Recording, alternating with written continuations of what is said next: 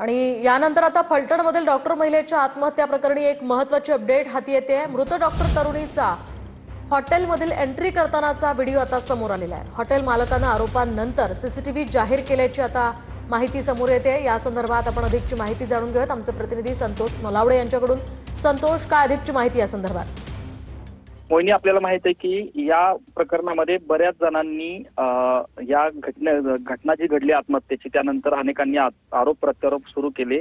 यामध्ये सुषमा अंधारेंनी देखील जे अनेक हॉटेल व्यावसायिक होते त्यांच्यावर देखील वेगवेगळे आरोप केले होते। यामध्ये पीडित डॉक्टर महिला हॉटेल घरामध्ये असताना ती या ठिकाणी हॉटेलमध्ये आली कशी, असे पण एक प्रश्न उपस्थित केला होता। यामध्ये रात्री उशिरा तिला रूम दिली कशी, याबरोबरच तिला बाहेरून आणून मारलं तर नसेल ना, अशा पद्धतीचे अनेक सवाल जे होते ते त्यांनी उपस्थित केले होते। याबाबत त्यांनी स्वतः याबाबतचा एक सीसीटीव्ही जो संबंधित मयत डॉक्टर जी आहे ती आतमध्ये एंट्री करतानाचा दिसतोय हॉटेलमध्ये आणि त्यानंतर ती रूम मध्ये जाते, अशा पद्धतीचा स्वतः हॉटेल मालकांनीच याबाबतचा हा सीसीटीव्ही जाहीर केलेला आहे। आणि या प्रकरणाची सखोल चौकशी व्हावी अशी मागणी जी आहे ती देखील या निमित्ताने त्यांनी केलेली पाहायला मिळते।